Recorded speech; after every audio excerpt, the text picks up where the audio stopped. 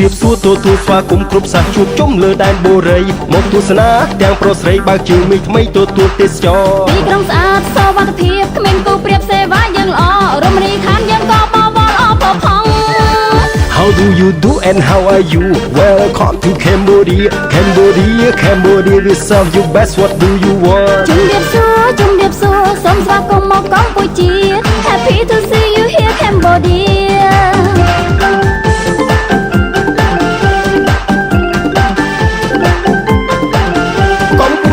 កម្ពុជាប្រជាណាចក្រអច្ឆរិយៈ Cambodia Kingdom of Wonder សត្វតដឹងលឺល្បីរំទឺគេឈ្មោះខ្មែរល្បីសង្ស័យគេឈ្មោះខ្មែរល្បីណាស់បរទេសអបអរសាទរ ជាធំការលុយមហានគរ